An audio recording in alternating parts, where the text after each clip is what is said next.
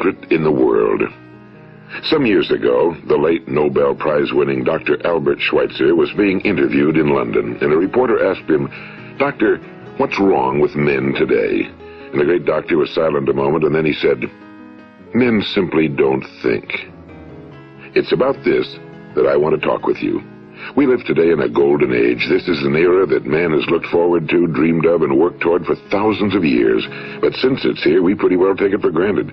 We in America are particularly fortunate to live in the richest land that ever existed on the face of the earth, a land of abundant opportunity for everyone. But do you know what happens? Well, let's take 100 men who start even at the age of 25. Do you have any idea what will happen to those men by the time they're 65?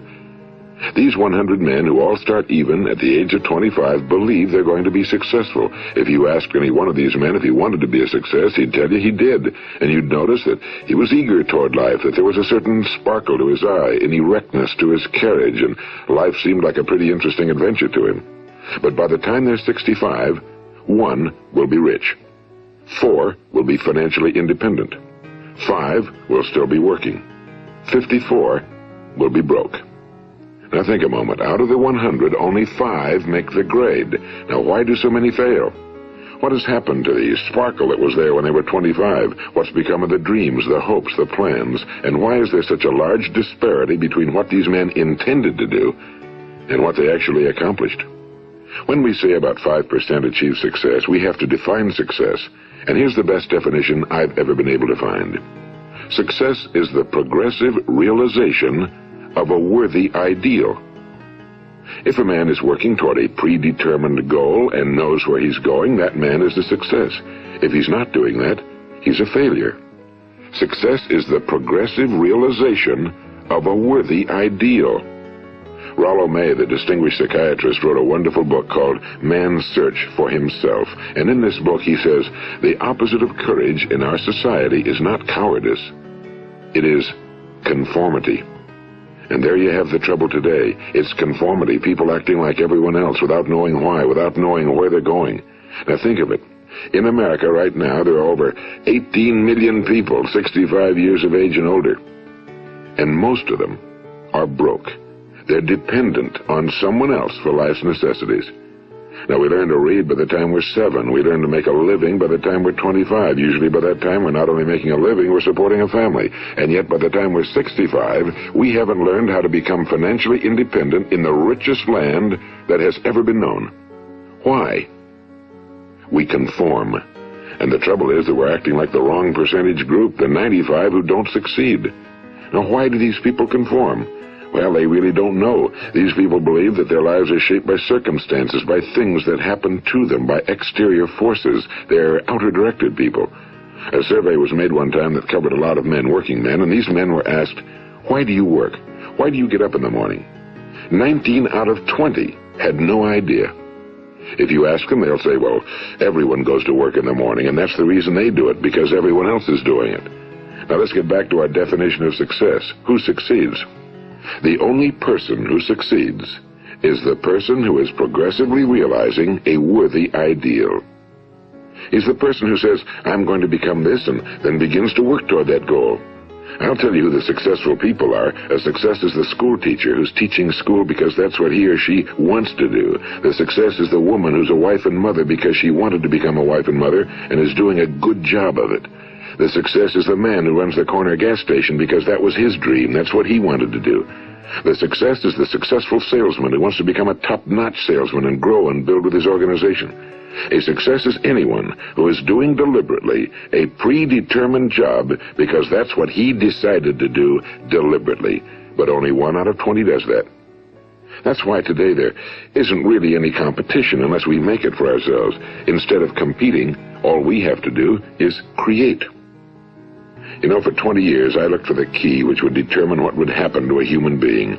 Was there a key I wanted to know which would make the future a promise that we could foretell to a large extent? Was there a key that would guarantee a person's becoming successful if he only knew about it and knew how to use it? Well, there is such a key, and I found it. Have you ever wondered why so many men work so hard and honestly without ever achieving anything in particular, and others don't seem to work hard and yet seem to get everything?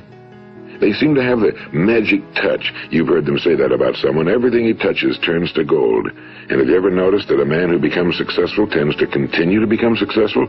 And on the other hand, have you noticed how a man who's a failure tends to continue to fail? Well, it's because of goals. Some of us have goals, some don't. People with goals succeed because they know where they're going. It's that simple. Think of a ship leaving a harbor, and think of it with the complete voyage mapped out and planned. The captain and crew know exactly where it's going and how long it'll take. It has a definite goal.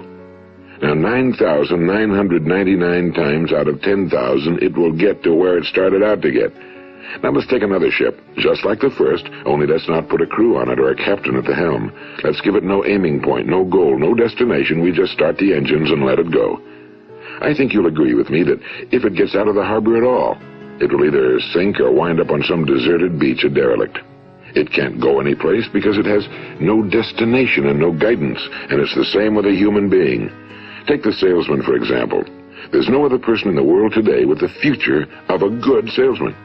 Selling is the world's highest paid profession, if we're good at it and if we know where we're going.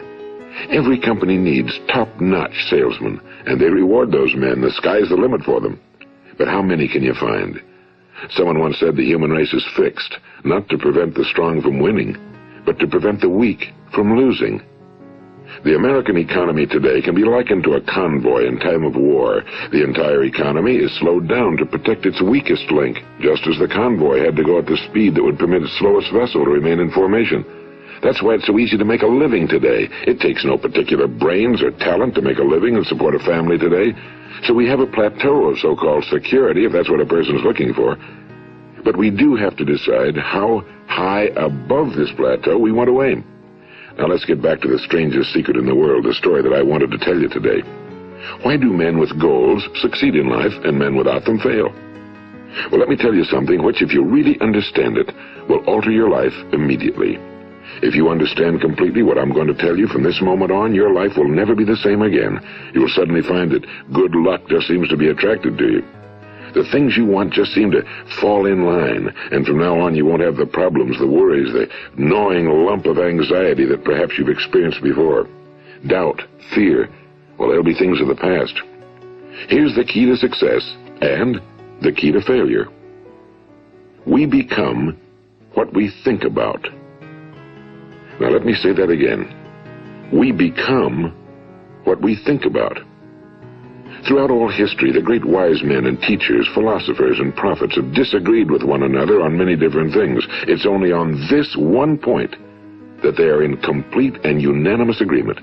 Listen to what Marcus Aurelius, the great Roman emperor, said. A man's life is what his thoughts make of it. Disraeli said this. Everything comes if a man will only wait. I've brought myself by long meditation to the conviction that a human being with a settled purpose must accomplish it, and that nothing can resist a will that will stake even existence for its fulfillment. Ralph Waldo Emerson said this, a man is what he thinks about all day long. William James said, the greatest discovery of my generation is that human beings can alter their lives by altering their attitudes of mind. And he also said, we need only in cold blood act as if the thing in question were real, and it will become infallibly real by growing into such a connection with our life that it will become real. It will become so knit with habit and emotion that our interest in it will be those which characterize belief. And he also said, if you only care enough for a result, you will almost certainly attain it. If you wish to be rich, you will be rich. If you wish to be learned, you will be learned. If you wish to be good, you will be good. Only you must then really wish these things and wish them exclusively, and not wish at the same time 100 other incompatible things just as strongly. In the Bible, you read in Mark 9:23, if thou canst believe, all things are possible to him that believeth. My old friend Dr. Norman Vincent Peale put it this way, this is one of the greatest laws in the universe. Fervently do I wish I had discovered it as a very young man. It dawned upon me much later in life, and I found it to be one of the greatest, if not my greatest discovery outside of my relationship to God. The great law, briefly and simply stated, is that if you think in negative terms, you will get negative results. If you think in positive terms, you will achieve positive results. That is the simple fact, he went on to say, which is at the basis of an astonishing law of prosperity and success.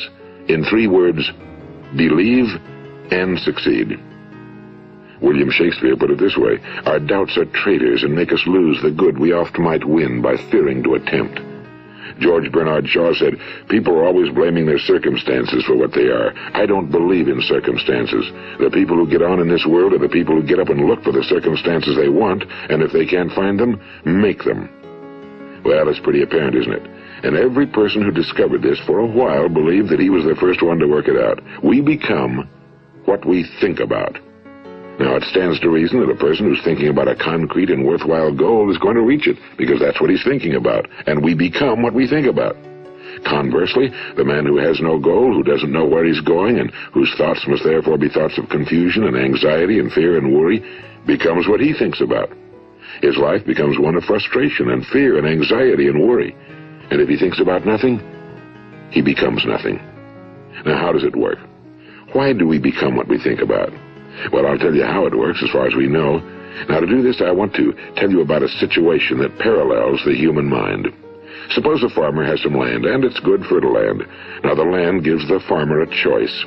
He may plant in that land whatever he chooses. The land doesn't care. It's up to the farmer to make the decision. Now, remember, we're comparing the human mind with the land because the mind, like the land, doesn't care what you plant in it. It will return what you plant, but it doesn't care what you plant. Now, let's say that the farmer has 2 seeds in his hand. One is a seed of corn. The other is nightshade, a deadly poison. He digs 2 little holes in the earth, and he plants both seeds, one corn, the other nightshade. He covers up the holes, waters, and takes care of the land, and what will happen? Invariably, the land will return what's planted. As it's written in the Bible, as ye sow, so shall ye reap. Now remember, the land doesn't care. It'll return poison in just as wonderful abundance as it will corn. So up come the 2 plants, one corn, one poison. Now, the human mind is far more fertile, far more incredible and mysterious than the land, but it works the same way. It doesn't care what we plant. Success, failure. A concrete, worthwhile goal, or confusion. Misunderstanding, fear, anxiety, and so on. But what we plant, it must return to us. You see, the human mind is the last great unexplored continent on Earth. It contains riches beyond our wildest dreams. It will return anything we want to plant. Now, you might say, well, if that's true, why don't people use their minds more? Well, I think they've figured out an answer to that one, too. Our mind comes as standard equipment at birth. It's free, and things that are given to us for nothing we place little value on. Things that we pay money for, we value. The paradox is that exactly the reverse is true. Everything that's really worthwhile in life came to us free. Our minds, our souls, our bodies, our hopes, our dreams, our ambitions, our intelligence, our love of family and children and friends and country, all these priceless possessions are free. But the things that cost us money are actually very cheap and can be replaced at any time. A good man can be completely wiped out and make another fortune. He can do that several times. Even if our home burns down, we can rebuild it. But the things we got for nothing, we can never replace. The human mind isn't used because we take it for granted. Familiarity breeds contempt. It can do any kind of job we assign to it, but generally speaking, we use it for little jobs instead of big, important ones. Universities have proved that most of us are operating on about 10% or less of our abilities. So decide now, what is it you want? Plant your goal in your mind. It's the most important decision you'll ever make in your entire life. What is it you want? Do you want to be an outstanding salesman? A better worker at your particular job? Do you want to go places in your company, in your community? Do you want to get rich? All you've got to do is plant that seed in your mind, care for it, work steadily toward your goal, and it will become a reality. It not only will, there's no way that it cannot. You see, that's a law, like the laws of Sir Isaac Newton, the laws of gravity. If you get on top of a building and jump off, you'll always go down. You'll never go up. And it's the same with all the other laws of nature. They always work. They're inflexible. Think about your goal in a relaxed, positive way. Picture yourself in your mind's eye as having already achieved this goal. See yourself doing the things you will be doing when you've reached your goal. Ours has been called the phenobarbital age, the age of ulcers and nervous breakdowns and tranquilizers, at a time when medical research has raised us to a new plateau of good health and longevity. Far too many of us worry ourselves into an early grave trying to cope with things in our own little personal ways without learning a few great laws that will take care of everything for us. These things we bring on ourselves through our habitual way of thinking. Every one of us is the sum total of his own thoughts. He is where he is because that's exactly where he really wants to be, whether he'll admit that or not. Each of us must live off the fruit of his thoughts in the future, because what you think today and tomorrow, next month and next year, will mold your life and determine your future. You're guided by your mind. I remember one time I was driving through eastern Arizona, and I saw one of those giant earth-moving machines roaring along the road at about 35 miles an hour with what looked like 30 tons of dirt in it. A tremendous, incredible machine, and there was a little man perched way up on top with the wheel in his hands guiding it. And as I drove along, I was struck by the similarity of that machine to the human mind. Just suppose you're sitting at the controls of such a vast source of energy. Are you going to sit back and fold your arms and let it run itself into a ditch? Or are you going to keep both hands firmly on the wheel and control and direct this power to a specific, worthwhile purpose? It's up to you. You're in the driver's seat. You see, the very law that gives us success is a two-edged sword. We must control our thinking. The same rule that can lead a man to a life of success, wealth, happiness, and all the things he ever dreamed of for himself and his family. That very same law can lead him into the gutter. It's all in how he uses it, for good or for bad. This is the strangest secret in the world. Now, why do I say it's strange, and why do I call it a secret? Actually, it isn't a secret at all. It was first promulgated by some of the earliest wise men, and it appears again and again throughout the Bible, but very few people have learned it, understand it. That's why it's strange, and why for some equally strange reason it virtually remains a secret. I believe that you could go out and walk down the main street of your town and ask one man after another what the secret of success is, and you probably wouldn't run into one man in a month who could tell you. Now, this information is enormously valuable to us if we really understand it and apply it. It's valuable to us not only for our own lives, but the lives of those around us, our families, employees, associates, and friends. Life should be an exciting adventure. It should never be a bore.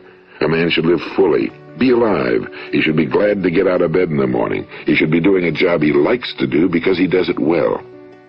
One time I heard Grove Patterson, the great late editor-in-chief of the Toledo Daily Blade, make a speech, and as he concluded his speech, he said something I've never forgotten. He said, "My years in the newspaper business have convinced me of several things. Among them, that people are basically good, and that we came from someplace, and we're going someplace. So we should make our time here an exciting adventure. The architect of the universe didn't build a stairway leading nowhere." And the greatest teacher of all, the carpenter from the plains of Galilee, gave us the secret time and time again. As ye believe, so shall it be done unto you. I've explained the strangest secret in the world and how it works. Now, on this side, I want to explain how you can prove to yourself the enormous returns possible in your own life by putting this secret to a practical test. I want you to make a test that will last 30 days. It isn't going to be easy, but if you'll give it a good try, it will completely change your life for the better. Now, back in the 17th century, Sir Isaac Newton, the English mathematician and natural philosopher, gave us some natural laws of physics which apply as much to human beings as they do to the movement of bodies in the universe. And one of these laws is that for every action, there is an equal and opposite reaction. Simply stated, as it applies to you and me, it means we can achieve nothing without paying the price. The results of your 30-day experiment will be in direct proportion to the effort you put forth. To be a doctor, you must pay the price of long years of difficult study. To be successful in selling, and remember that each of us succeeds to the extent of his ability to sell. Selling our families on our ideas, selling education in schools, selling our children on the advantages of living the good and honest life, selling our associates and employees on the importance of being exceptional people. To, of course, the profession of selling itself.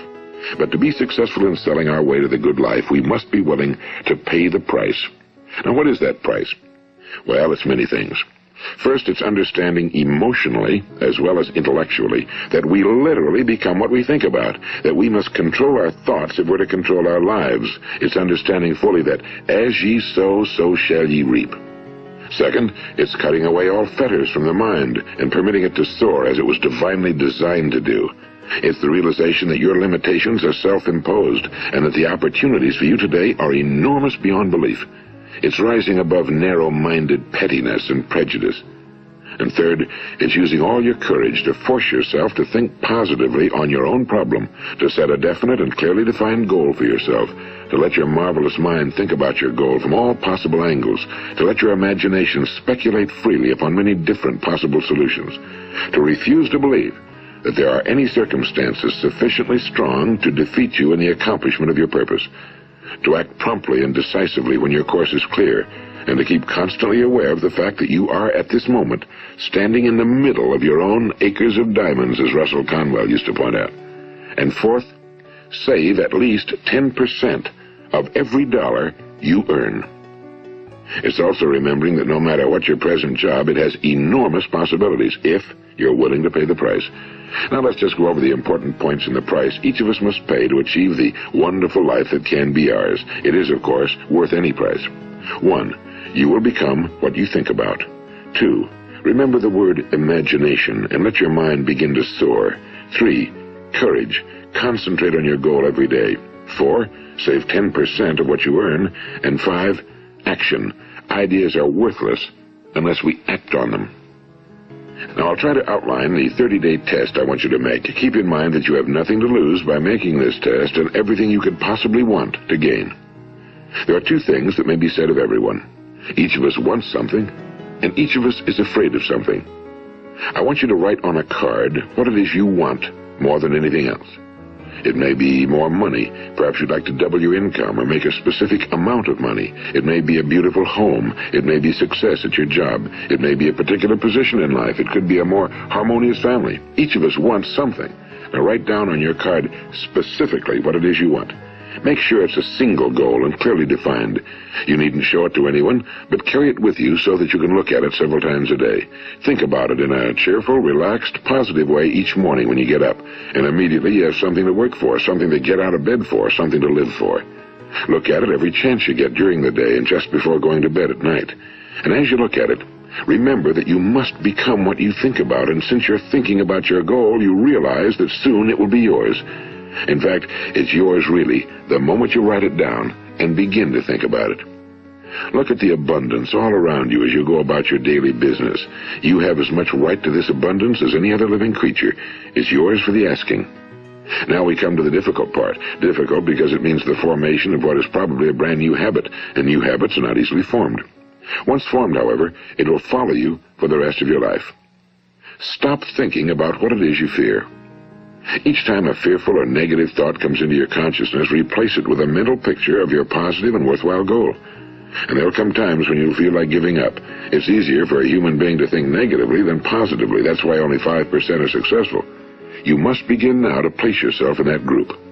For 30 days, you must take control of your mind. It will think about only what you permit it to think about. Each day for this 30-day test, do more than you have to do. In addition to maintaining a cheerful, positive outlook, give of yourself more than you've ever done before. Do this knowing that your returns in life must be in direct proportion to what you give. The moment you decide on a goal to work toward, you're immediately a successful person. You are then in that rare and successful category of people who know where they're going. Out of every 100 people, you belong to the top 5. Don't concern yourself too much with how you're going to achieve your goal. Leave that completely to a power greater than yourself.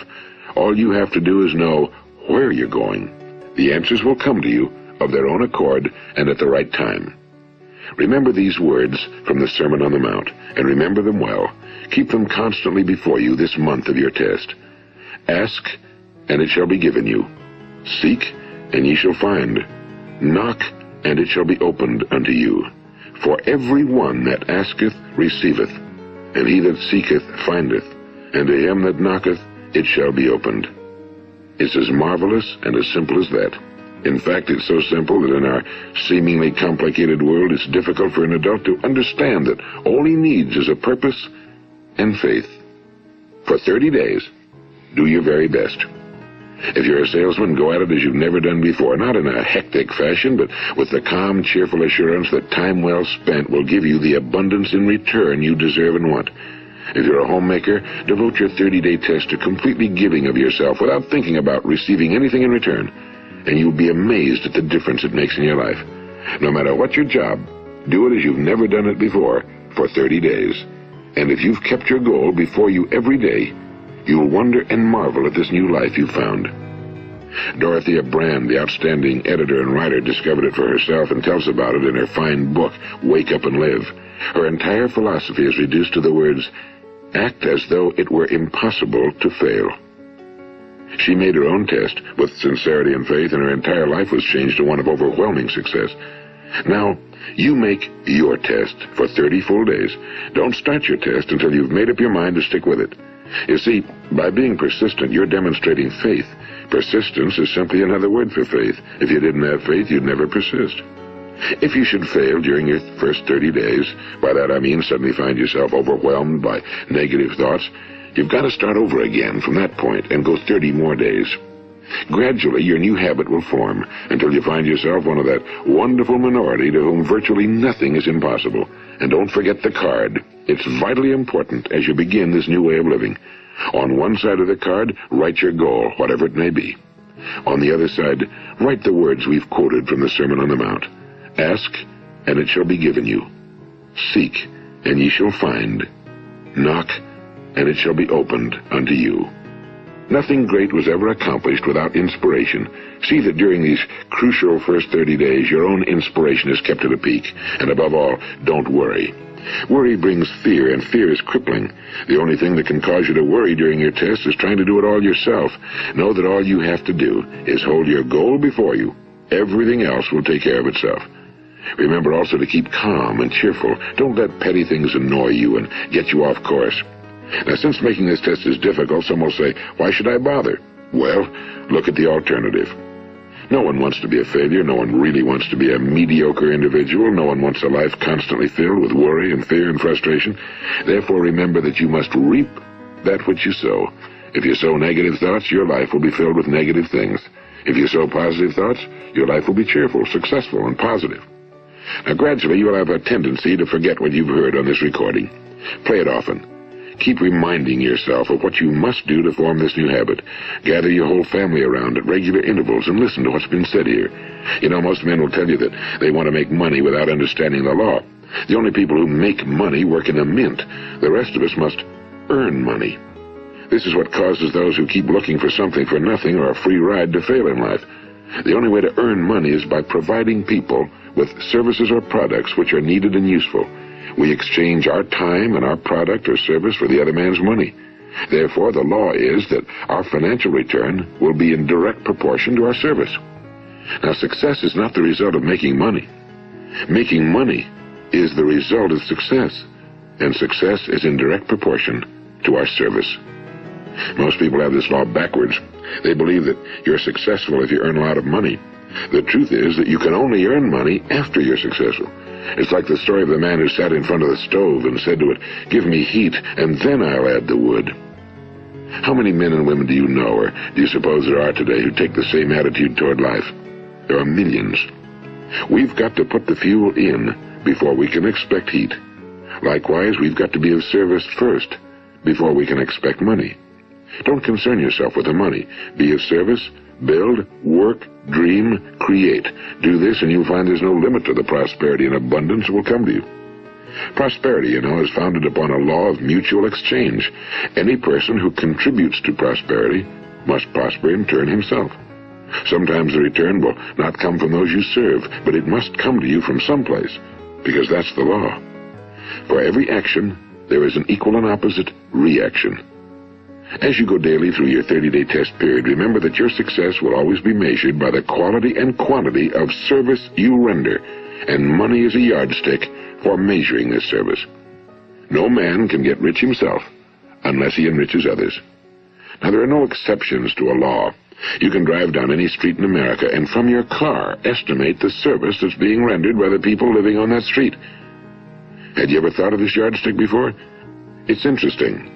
Some, like ministers and priests and other devoted people, measure their returns in the realm of the spiritual, but again, their returns are equal to their service.